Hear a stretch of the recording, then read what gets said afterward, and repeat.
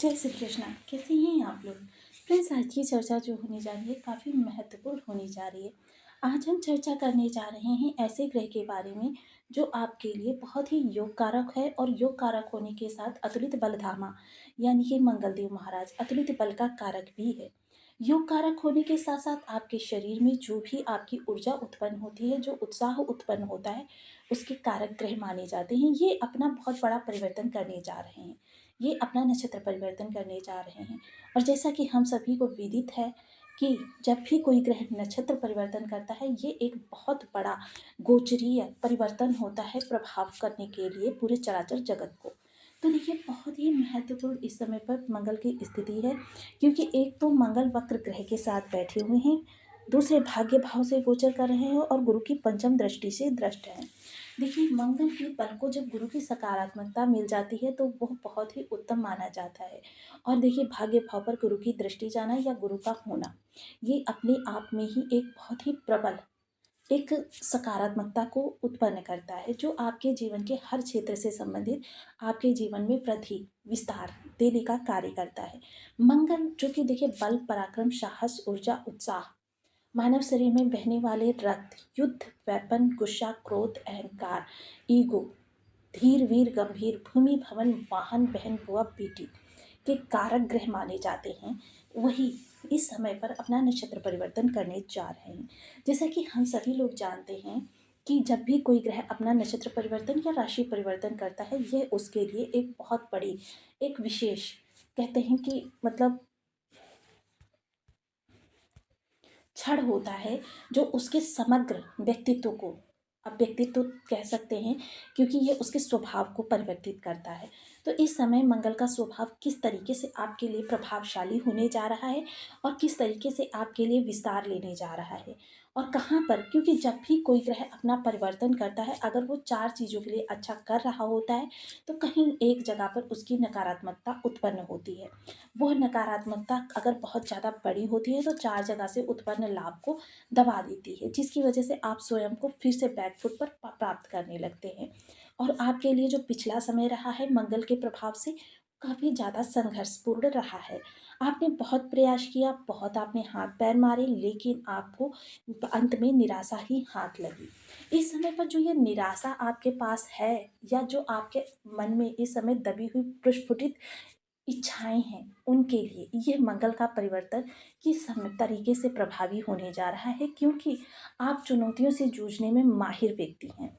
क्योंकि साढ़े साथी के चलते हुए, हालांकि साढ़े साथी के प्रभाव पूर्ण रूपेण आप पर आए ही नहीं है, लेकिन यह शनि का जो है ऐसा समय चल रहा है जब शनि संबंधित भाव से, जिस भाव में विराजमान होते हैं या जहाँ पर उनका प्रभाव होता है, वहाँ से संबंधित आपके जो संचित कर्मास होते हैं, पाप कर्मा, उनके दंड देने का कार्य करते हैं। क्योंकि शनि ऐसा नहीं है कि किसी भाव में जब होते हैं तो पूर्ण समय आपको बस दंडित ही करते रहते हैं। आपके सामने अचानक जो आपकी जो घटनाएं घटती हैं, ऐसे जैसे अचानक कार्यों में आपके देरी हो जाना, या फिर अचानक कार्यों में रुकावट पड़ जाना, ये सारी चीज़ें जो होती हैं, ये उन भावों से संबंधित शनि के प्रभाव उत्पन्न होते हैं। अब यहाँ पर मंगल किस तरीके से आपके लिए स्थितियों को मैनेज करते हुए देखे जाएंगे। वर्तमान समय में अगर हम गोचर कुंडली के महत्व को देखें तो इस समय मंगल मुख्य ग्रह निकल कर आ रहे हैं, क्योंकि अगर लग्नपति आपके कमज़ोर अवस्था में होते हैं और ऐसे में अगर आपका मुख्य ग्रह बलवान अवस्था में होता है, तो जो निगेटिविटी आपके राशिपति के या लग्नपति के कमज़ोर होने की वजह से उत्पन्न होती है, तो वह उससे ज़्यादा लाभ आपको आपका मुख्य ग्रह प्रदान कर देता है। और वैसे भी गुरु के सबसे योग कारक प्लेनेट अगर कहें तो मंगलदेव महाराज होते हैं। तो चलिए, इस चर्चा को आगे बढ़ाते हैं और जान लेते हैं इस समय मंगल का, क्योंकि अनुराधा नक्षत्र में गोचर कर रहे थे, जो कि शनिदेव महाराज का नक्षत्र है। और शनिदेव महाराज के नक्षत्र से निकलकर जब ये ज्येष्ठा नक्षत्र, जो कि बुधदेव महाराज का नक्षत्र है, उससे गोचर करेंगे, तो आपके लिए प्रभावों में किस तरीके से परिवर्तन आने जा रहा है और कहाँ पर आपको थोड़ा सा तो देना होगा, इन सभी विषयों को पूर्ण रूप से जानेंगे इस वीडियो में। तो बने भी हमारे साथ इस वीडियो में एंड तक, आपको बहुत कुछ जानने के लिए मिलेगा। वीडियो बहुत ज्ञानवर्धक होने वाला है। यदि आपके लग्न में 12 नंबर बना हुआ है तो ये राशिफल आपके लिए है। यदि कुंडली में कहीं भी चंद्रमा के साथ 12 नंबर बना हुआ है तो ये राशिफल आपके लिए। कुंडली ना होने की स्थिति में आप इसे नाम राशि से भी देख सकते हैं। यदि अभी तक आपने अपने इस चैनल को सब्सक्राइब नहीं किया है तो प्लीज़ सब्सक्राइब कर लीजिए, वीडियो को लाइक कर दीजिए, चैनल को शेयर कर दीजिए। इससे होगा क्या कि हमारे आने वाले हर वीडियो की नोटिफिकेशन मिल सकेगी आपको सबसे पहले। एक प्यारा सा कमेंट करना बिल्कुल ना भूलें। कमेंट से हमें बहुत मोटिवेशन मिलता है, हौसला मिलता है और ये पता चलता है कि आप और क्या जानना चाहते हैं। मंगल जो कि भाग्य भाव में बैठे हुए हैं, भाग्य भाव में बैठा हुआ मंगल इस समय जब ज्येष्ठा नक्षत्र से गोचर करेगा, क्योंकि ये बुध देव का नक्षत्र है, इसका जो गवर्नमेंट होता है वो बुध होता है। और बुध का प्रभाव यहाँ पर आपके लिए काफ़ी विशेष होने जा रहा है, क्योंकि ये आपके दो दो केंद्र भावों के स्वामी होते हैं। केंद्र भावों के स्वामी होकर इस समय ये त्रिकोण में बैठे हुए हैं, वक्र अवस्था में हैं, और मंगल भी इस समय युवावस्था से ही गोचर कर रहे हैं। हालांकि देखिए, इनकी जो युवावस्था की समयावधि है वो थोड़े ही समय के लिए बची हुई है, लेकिन फिर भी आपके लिए ये परिवर्तन काफ़ी महत्वपूर्ण रहने वाला है। अब जब मंगल का ये जो प्रभाव है वो देखिए, क्योंकि इस समय आपके फाइनेंस संबंधी बहुत सारे बदलाव होने प्रारंभ हो जाएंगे, जिसमें से प्रथम नवमास, क्योंकि जब भी ग्रह किसी प्रभाव में जाता है वहाँ पर चार नवमास का भी भोग करता है, और नवमांसगत इनके प्रभाव आपको प्राप्त होते हैं।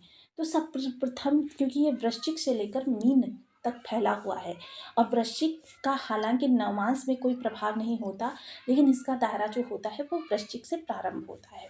प्रथम नवमांस जो होगा वो धनु का नवमांस होगा। धनु के नवमांस से जब ये भोग करेंगे तो उस समय सकारात्मकता, दृढ़ इच्छा शक्ति और संकल्पित आचरण ये आपके आगे बढ़ते हुए देखे जाएंगे। आपके मन में जो दबी हुई इच्छाएं थी, जिनके प्रति अभी तक आप काफ़ी ज़्यादा हतोत्साहित हो चुके थे, उनमें एक प्रबल विश्वास आता हुआ देखा जाएगा, क्योंकि धनु राशि आपके आजीविका के भाव से गोचर कर रही है, तो इनका विशेष सीधा प्रभाव आपके आजीविका के क्षेत्र पर भी देखा जाएगा। आजीविका आपकी बढ़ती हुई देखी जाएगी, और आजीविका से संबंधित आपके निर्णय इस समय पर सटीक होते हुए देखे जाएंगे, जो कि 99% तक आपके लिए शुभता को उत्पन्न करते हुए देखे जाएंगे। यह समय काल होगा आपके बड़े बड़े परिवर्तन का, आपके लिए कुछ ऐसे कार्यों का जिनको आपने काफ़ी लंबे समय पहले किया था, लेकिन उनका प्रभाव अभी तक आपको प्राप्त नहीं हुआ था। जैसे कि आपने किसी मित्र विशेष से कोई चर्चा की थी कि मुझे जॉब ऐसी चाहिए, या फिर किसी व्यक्ति विशेष से आपने अपने विदेश जाने को लेकर कहा था, या फिर किसी मित्र विशेष से आपने कुछ ऐसी बात कही थी कि जो आपके फ्यूचर के लिए बहुत अच्छी हो सकती है, या आपने कहीं इंटरव्यू दिया था कि या किसी डील के लिए बात की थी। इन सभी चीज़ों के जो आप भूल चुके हैं उनके निष्कर्ष इस समय पर निकलते हुए देखे जाएंगे। साथ ही साथ देखिए, जब ये परिवर्तन होगा मकर का, क्योंकि मकर आपके लाभ की राशि है, मकर के नवमास का जब ये भोग करेंगे उस समय पर आपके लिए बड़े बड़े परिवर्तन संभव है। क्योंकि देखिए, आपके पिछले समय में जो स्थितियां हुई कि आपके कार्यों में अचानक व्यवधान उत्पन्न होना, बंदे बनाए कार्यों में अचानक रोक लग जाना, स्थितियां आपकी थोड़ी सी विपरीत भी हुई, लेकिन आपकी देखिए इस समय जो जोखिम उठाने की प्रवृत्ति, क्योंकि मंगल शनि का मिलन एक जोखिम उठाने की प्रवृत्ति को जन्म देता है, और जब भी व्यक्ति के अंदर जोखिम उठाने की प्रवृत्ति आ जाए, समझ लेना चाहिए कि उस व्यक्ति के समय बदलने के समय का प्रारंभ हो चुका है, और ये आपका समय बदलने वाला है। क्योंकि देखिए, समय बदलता है व्यक्ति का कर्म, और कर्म प्रधान विश्व रचि राखा, इस चीज़ को कभी नहीं भूलना चाहिए, क्योंकि कर्म योद्धा बनकर जब आप दुनिया की इस भीड़ में अपने आप को साबित करेंगे, तभी आपके लिए भाग्य भी कुछ कर सकेगा। भाग्य का कार्य होता है आपके कार्य को सकारात्मकता प्रदान करना, फुलफिल करना, लेकिन कर्म तो आपको ही करना पड़ता है। जो ऊर्जा इस समय पर आपके पास है वो ऊर्जा किसी वरदान से कम नहीं है, चमत्कार से कम नहीं है। ये ऊर्जा आपके कार्यों को एक दिशा भी प्रदान करेगी और उस दिशा को विस्तार भी देगी। तो ये समय काल रहेगा, हालांकि चीज़ें थोड़ी सी विलंबित तो होंगी, लेकिन क्या होगा, फिर भी सफलता आपकी दूर खड़ी मुस्कुराती हुई नजर आएगी। तो ये समय काल आपके लिए काफ़ी अच्छा रहने वाला है। तृतीय नवमांश जो होगा वो कुंभ का नवमांश होगा। अब थोड़े से इस समय पर आपके खर्चों की बारी है, क्योंकि देखिए, धन आगमन ही आपके खर्चों को जन्म देता है। जिस स्थिति में आपके पास पीछे से धन आता है, उसी स्थिति में आप आगे व्यय करते हैं। थोड़ा सा इस समय आप फाइनेंस संबंधी चीज़ों से तो निवृत्त होंगे ही, लेकिन क्या होगा, इस समय इन्वेस्टमेंट के बारे में भी सोचते हुए देखे जाएंगे। इन्वेस्टमेंट आपके पास ये जो आपका आधार बिंदु है धन आगमन का, वहाँ से कितना हो रहा है उसके आधार पर यह निष्कर्ष निकलेगा कि आप किस चीज़ में इन्वेस्ट करने जा रहे हैं। हालांकि इस समय मोस्ट प्रोबेबली कि आप इस समय भूमि में इन्वेस्ट कर सकते हैं, क्योंकि इस समय मंगल का जो विशेष प्रभाव है वो इस समय, क्योंकि चतुर्थ दृष्टि भी यहाँ पर जा रही है और कुंभ का नवमास भी है, यानी कि कुंभ और शनि, मंगल और शनि दोनों का जब मिलन होगा, लाभ का भाव, क्योंकि कुंभ राशि जो है वो लाभ की राशि है, ऐसे में आपके लिए लाभ भूमि से निकल कर आने वाला है, तो ये काफ़ी महत्वपूर्ण पल रहेगा।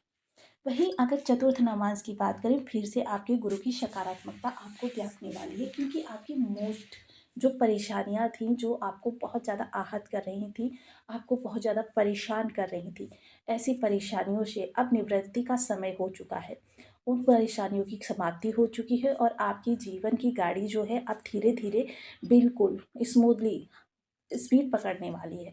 स्पीड पकड़ने का समय रहेगा ये। तो आपकी जो मोस्टली इस समय पर चीज़ें हैं वो काफ़ी कुछ हद तक आपके नियंत्रण में होंगी। अब ऐसे में आपके अगर उपायों की चर्चा करें तो ऐसे में आपको बुध के उपाय करना काफ़ी श्रेष्ठ सिद्ध होने वाला है। एक तो बुध की वक्र अवस्था के कारण जो भी यहाँ पर आपके लिए, क्योंकि देखिए हालांकि किसी ग्रह का वक्री होना निगेटिव प्रभाव नहीं प्रदान करता, लेकिन क्या है उसकी ऊर्जा से तालमेल बिठाना अन्य ग्रहों के लिए या हमारे लिए मुश्किल हो जाता है। बस यही चीज़ें डिफ़िकल्टीज उत्पन्न करती हैं। अब ऐसे में बुध के लिए ओम ओम बुधाय नमः इस बीज मंत्र का आप 1 माला, 2 माला, 5 माला, 7 माला, 11 माला का जप नियमित अपना शुद्धानुसार करना प्रारंभ करें। माता दुर्गा की, गणेश भगवान की, तुलसी पूजा आपके लिए काफ़ी अच्छी साबित होगी। साथ ही साथ इस समय पर अगर आप बहन, बुआ, बेटी को हरे रंग की कोई भी वस्तु उपहार के रूप में प्रदान कर सकते हैं तो बहुत ही उत्तम स्थिति का निर्माण होगा। छोटी कन्याओं को जो 13 वर्ष से कम उम्र की हों, खीर खिलाना आपके लिए काफ़ी लाभ का सौदा रहने वाला है। इसके अतिरिक्त देखिए आपको